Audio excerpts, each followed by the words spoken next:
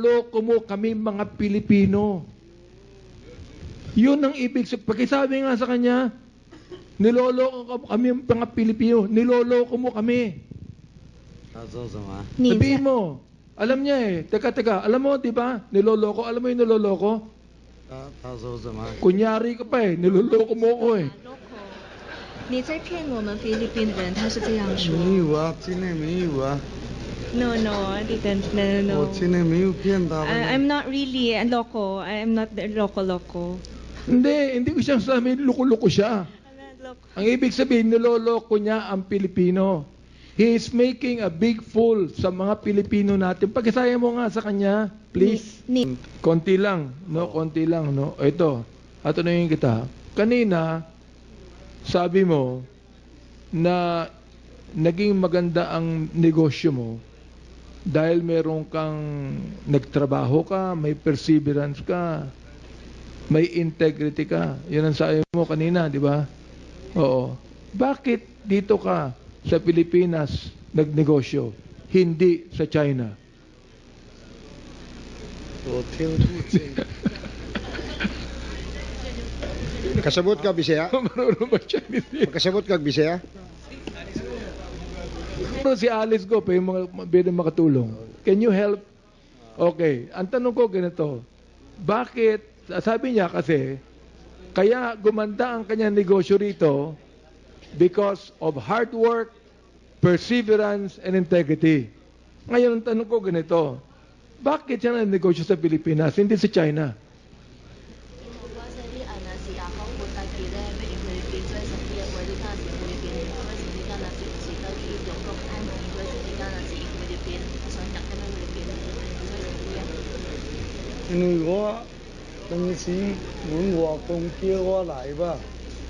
Mr. Chair, can we hear Alice Go speak in Chinese? Please use the microphone. Yes, Your Honor. Pakitanggal mo yung ano mo, tanggal mo. Medyo nagkakaroon Walang ako sa germs dito masyado. Okay, can we hear the answer please? Can you speak in Chinese and tell him? Sige po. 英文嘅話，即係啲間啊是用菲律賓做生意，唔是用大陸做生意。因為我來菲律賓揾做年咯，按一位石佬吧，按一位習慣咯石佬吧。Your Honor, matagal na daw po siya dito sa Pilipinas at nakasanayan na daw po niya dito. Hindi kaya nga, ang tanong ko ganito, bakit dito siya sa Pilipinas? Bakit dito sa Pilipinas nagtayo ng negosyo, hindi sa China? Sapagkat sa China, pwede rin siya maging persevering, pwede rin siya magkaroon ng integrity, pwede rin siya magkaroon ng hard work. Bakit dito sa Pilipinas nagtayo ng negosyo, hindi sa China? 伊嘅意思是講說，你間啊是選擇點咧菲律賓，唔是選擇點咧中國做生意。你用中國嘛是有法人也骨力地做生意，間啊唔是用中國，間啊是選擇菲律賓。因為當時喺中國出來了咯，咱就按水反骨咯吧，按水反骨咯，大家咱也習慣咯吧，生活習慣咯，參。你也有講下那我哋直接講。我唔有講啊。Your Honor, ang sabi po niya, nakasanayan na daw po niya dito sa atin sa Pilipinas. Hindi naman siya Pilipino eh. Tama ba yun, Iba yung Filipino, Chinese. Hindi naman siya Pilipino, Chinese siya eh. Hindi siya naging Pilipino, Chinese.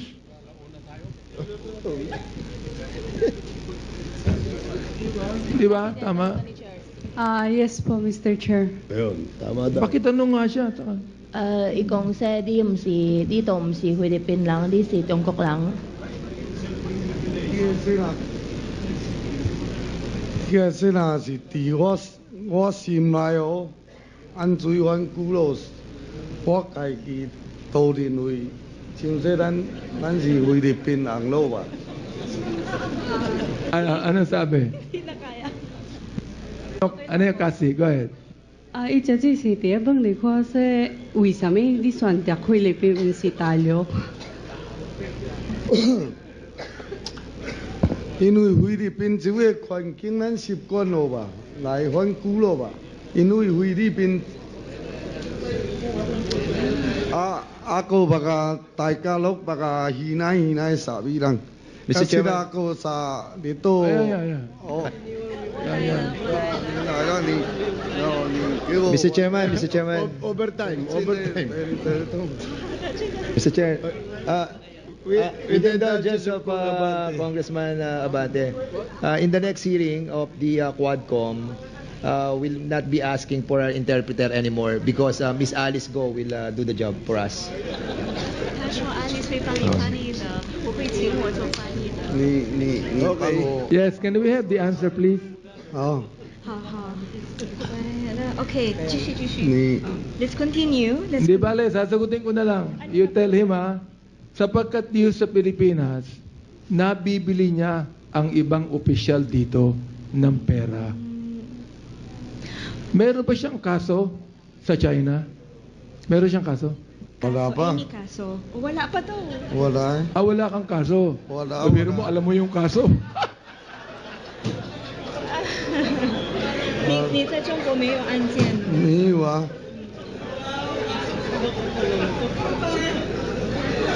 他说什么？在中国没有案件。 Kita nyo? Nahuli natin. Marunong mag-Tagalog to, nakakaintindi.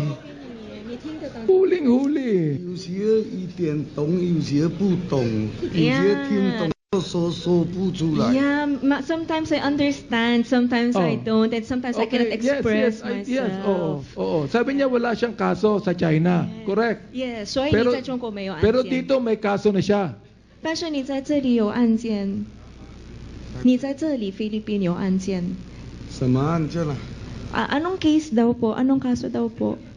Teka, pakisabi nga, Mr. Casio, yung kaso niya. Immigration law. Pakisabi. Mr. Presentation, so he is now dubbed and he is alleged to be an undesirable alien. 哦。就是不接受、不欢迎的外国人。啊？你在菲律宾不是不受欢迎的外国人。哦。Oh. Can you imagine, you have been an undesirable alien for 25 years, but you are able to put up a big business in this country. Niloloko mo kami mga Pilipino. Yun ang ibig sabihin. Pakisabi nga sa kanya, niloloko kami mga Pilipino. Niloloko mo kami.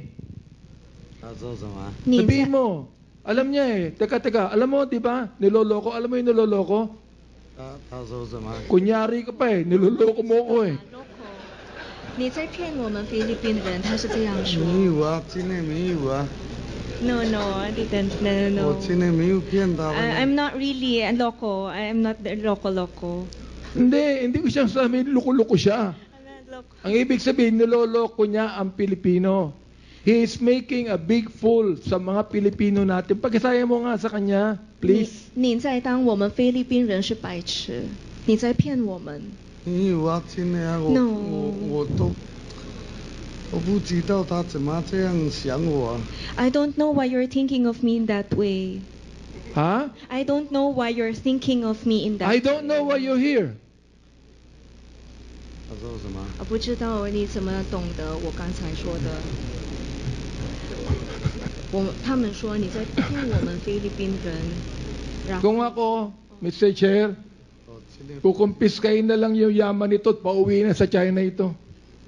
Anyway, as we conclude this 7th hearing tonight, and we are going to start with season 2 with our teleserye in Congress, I am deeply disturbed, Mr. Chair, by the testimonies we have heard thus far. The narratives of our witnesses reveal a troubling reality, a reality where little value is placed on human life. It is with a heavy heart that we are confronted with this painful truth of men and women in uniform who have sworn before God and before men to serve and protect the Filipino people were transformed from being agents of justice into agents of injustice just because of the love of money.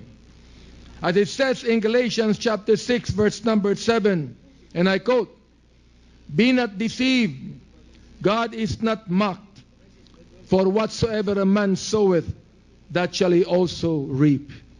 It's just like what Congressman Romy Acob said, this is now the time of reckoning. This verse serves as a powerful reminder that every action has corresponding consequences, and that those who commit evil will eventually face judgment, no matter how they try to hide from human law. One may be able to evade the judgment of men, but no one will be able to avoid the judgment of our Lord. Based on the testimonies and evidence we have gathered, this representation reiterates the recommendations that, in my view, can address the issues we have unearthed as regards extrajudicial killings. Number one, enact a law which defines extrajudicial killings committed by any public officer, personal authority, or agent of a personal authority as a heinous crime. Extrajudicial killing may be defined as, I quote, "any killing under than that imposed by the state pursuant to the provisions of the Constitution of heinous crimes," end of quote. The penalty of life imprisonment shall be imposed upon those who may be held liable for the offense. It shall also define salvaging as murder or killing committed or ordered by any person, public officer, personal authority, or agent of personal authority. Moreover, a presumption of administrative negligence may be defined as arising from an increase in the number of extrajudicial killings or salvaging in the area of responsibility of any public officer, personal authority, or agent of personal authority, with the exception of areas declared by government as combat zones or conflict areas, and despite continuous allocation and disbursement of intelligence funds or similar allocations from the local government to such public officers. This proposed law will send a clear message that such violations of the right to life does not have a place in our society. Number two, provide reparation and compensation to victims of extrajudicial killings. The state, as duty bearer, must recognize the human rights violations committed against the victims of extrajudicial killings, torture, and other gross human rights violations committed during the war on drugs, and even here as we talk about gambling, pogo. The state must also provide reparation, compensation, monetary and non-monetary psychosocial rehabilitation, and other effective remedies to the victims and their next of kin. It is our duty to offer some measure of solace to those who have suffered unimaginable loss at the hand of government agents. Number three, strengthen the Commission on Human Rights and grant it full authority to act on complaints or motu proprio in all cases of human rights violations. I already have filed this bill, Mr. Chair. The CHR, as an independent office created under the 1987 Constitution, must be given such other powers and functions to investigate other cases of violations of human rights that should fall within the authority of the Commission. The Commission must be provided an effective and expanded structural, operational, and functional independence, fiscal autonomy, to ensure prompt, immediate, and unrestricted discharge of its functions, and the power to issue injunctive relief and legal measures. It must also be given rightful access to police documents, right to receive regular reports on drug-related killings from concerned agencies, right to conduct unhampered investigations, and right to prescribe criminal and administrative penalties for non-compliance of concerned agencies. This will empower the Commission to pursue justice with more vigor. Number 4, review Republic Act number 8551, otherwise known as the Philippine National Police Reform and Reorganization Act of 1998, and the PNP Operational Guidelines on Rules of Engagement. In the exercise of its oversight function, Congress must make a close scrutiny and review of PNP laws and guidelines. In particular, Section 39 on the powers and functions of the Internal Affairs Service of the PNP and its conduct of motu proprio automatic investigations involving different incidents, and especially those incidents where the established rules of engagement have been violated. It is time to reevaluate the policies of the police institution that have allowed these abuses to occur.